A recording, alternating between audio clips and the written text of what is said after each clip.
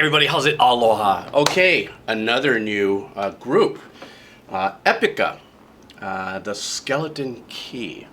I have been, this week, started off very uniquely with Mark Bouchard into Smashing Pumpkins, and then the release I had this morning pumped us right back up into the metal game. And this one also is a brand new band. Obviously I've never heard of them and obviously don't know the track.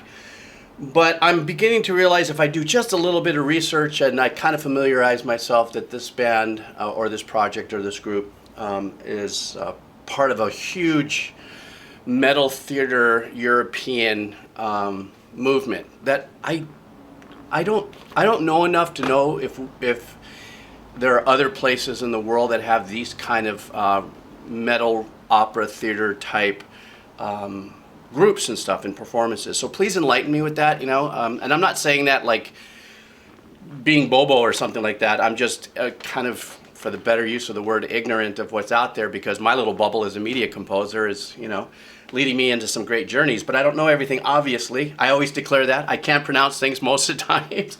And I rely on you guys to give me suggestions and stuff. So that's why I'm the old composer. I'm the decomposer, just having fun, bringing to light a little bit of nuances in what I can hear to you, the pure listener. Thank you all so much for your support, cup of coffee that you guys have been buying me, or you may at the end of this. You guys know that any advertisements that pop up during these videos are copyright claims, so it doesn't monetize the channel. So I want to thank you guys for that. So let's do this. Let's go and hear what Epica, the Skeleton Key, is all about. All right.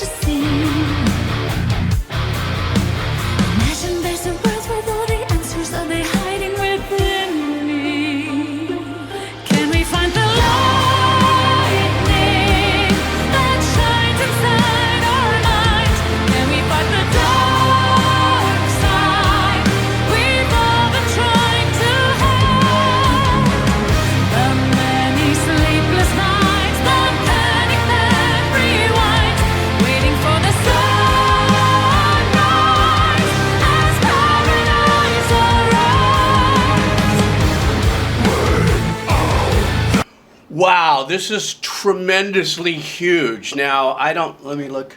Okay, this was just released, I guess, this year. It doesn't necessarily mean that the song was released this year, but if the artist, the band, the group, or the record label releases a video, kind of, I don't know that how, you know, fresh this is. But I will tell you one thing. This was, to me, I don't know, I've only heard of like Nightwish that I've done a few tracks on and another one and stuff, but this is almost seems like a full level up post-pandemic style production. What I mean by that is that the arrangement and the composition is really super rich. Just opening it up with that like little subtle, what did I write down, little subtle piano with a little light sequence of something going on behind it. But when the rest of the orchestrated work comes in, not only am I hearing big, rich string work and stuff, but I'm also hearing like horn work. There's some brass work that's behind it. And then, of course, I, not being familiar with the band, the thumbnail was of a young lady, and I'm thinking that was the singer. And then all of a sudden it opens up with the guy doing this intense growling with this incredible theatrical energy, you know. And what I mean by that is yes, I mean, you can see I'm trying not to really watch the video because I want to listen to what I got going on, so I can give you guys a little bit of, you know, my thoughts. But I can't help but look up and just really, for some reason, I'm still getting used to the growling aspect of a lot of the metalcore and the the harder metal stuff that really focuses on the growlers and that technique. And I don't say growlers as if that's all they do, because one thing I learned lickety split is that people who growl, there's so much more depth in their capabilities than just that aspect of it. And so the theater of the mind theatrics of when the growling came in, I was like, oh wow, this is going to be really gnarly, just like, goth rock opera power blazing. And then all of a sudden, after that section comes out, she starts to sing. And when she sings, the whole energy of the track kind of lightens up in kind of this like Beauty and the Beast kind of vibe. Excuse me. And the voice is going to be obviously the focus. You guys know how I am about the vocals. I never listen to the lyrics. I'm always just listening to the musicians. Vocalists are musicians as well. And these big sweeping arrangements that are coming in, not while she's singing. It's kind of wide open there, so she can, they can celebrate the melody with it. But right before it too, the whole choral application of the orchestrating and composition was huge, and it's rich, and it's a different sound. And what I mean by that is, I don't know when this was recorded, but it does sound like it has more recent dynamic and engineering textures to it, and in placement and guitar tones. Maybe a little more progressive in the last year style stuff, with the kind of technical engineering and composition. Engineering and not amp modeling. They're not using plugins, but just using newer techniques for their engineering, so you could really hear the power of the hard left and right in that with the guitar playing and stuff. So anyhow, goobered on a little too long. Let's keep going.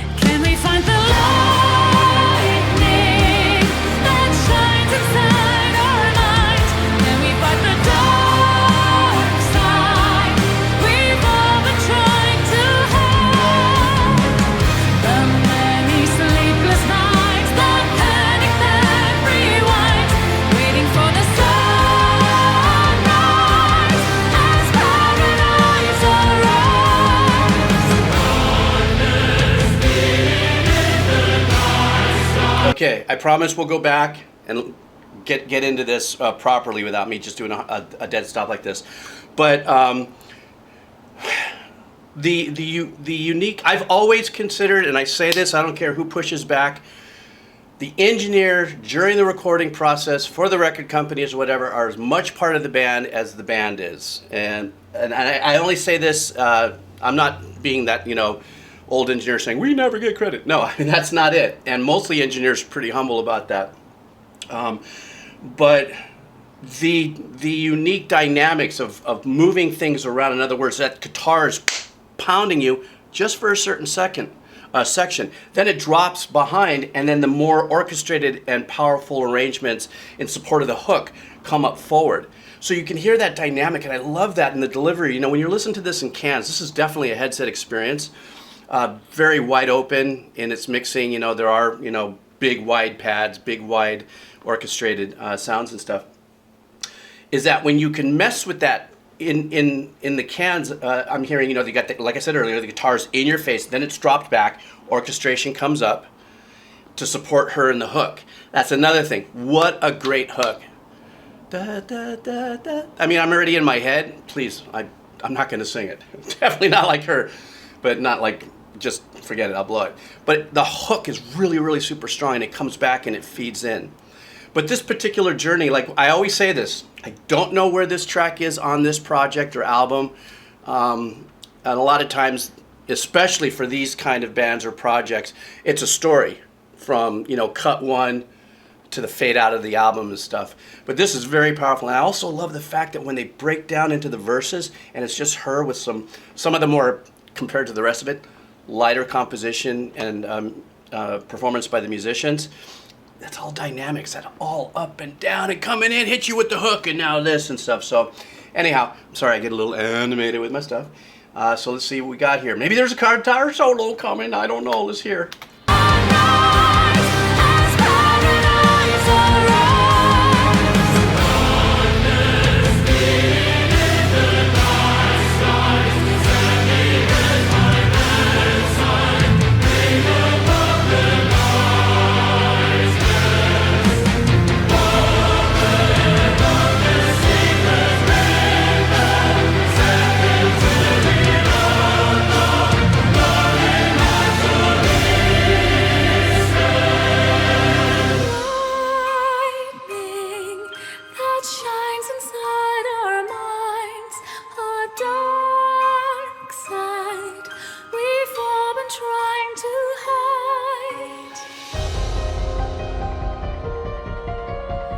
We've all been dancing in the dark. We've all been drifting worlds apart.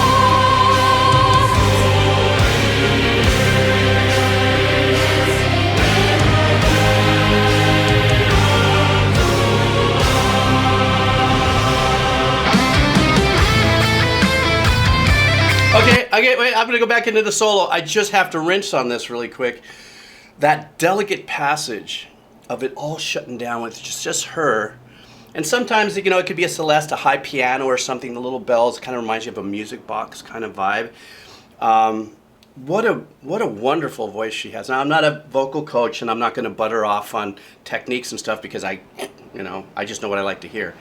But what an amazing time for her to bring in the subtleness of her abilities, which I'm sure large and long and wide that she's able to do. This is my first time listening to her.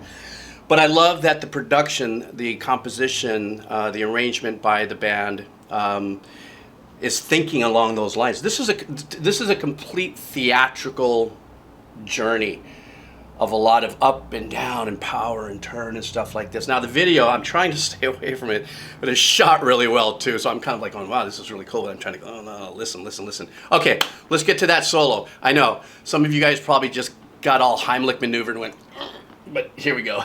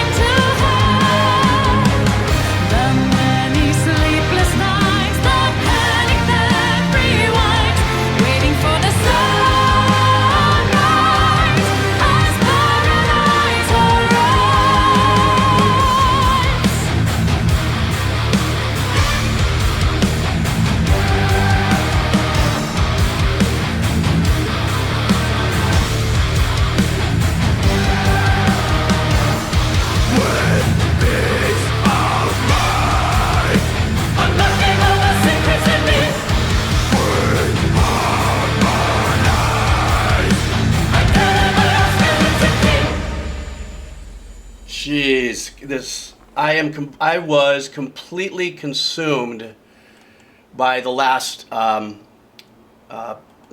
passage that we just heard. We went into that great solo.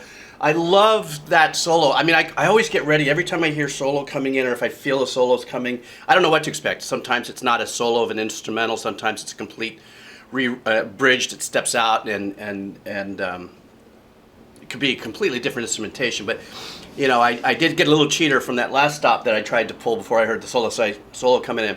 And I love the fact that it was, once again, there's so much incredible musicians out there with guitars and stuff, and sometimes we push our limits in every single solo and stuff, and sometimes it's that one note that just hangs out, even though you got the capabilities to be going, you know, Frank Gambale or all kinds of great musicians and stuff like that.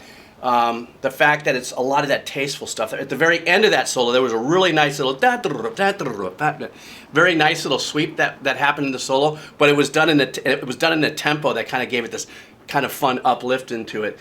And then finally at the very end, now we've got all pistons, you know, on, you know, firing on full with the orchestration and the ending and the build-up and everything. And then I love, you know, there was the growling that came back in, and then the shift in the arrangement where it got just quiet and dark, and the guitar took over and kind of shifted. You probably saw me change a little bit because I was like, yeah, this is where this is going here. And so for me, first time listening to Epica, the Skeleton Key was truly an incredible, you know, journey for me. And I'm going to dive into more, but not so much, because I need you guys to tell me which one to check later, otherwise my reactions aren't authentic. And that's what makes it fun for me. I love to sit here, man. Come on, guys, really, seriously. I just sit here with my cup of coffee, and you guys, the pure listeners, and you journey with me on this. And I couldn't ask for anything better at this point and pivot in my life as an old composer. So anyhow, thank you guys for your support. Cup of coffee if you see fit. The link will be down below. The link will be down below for these headsets if you're curious to see what they're all about. Link for their music, Spotify, merch will be down below. And yeah, that's that. Oh, somebody just texted me. All right, guys, take care. Aloha. All right.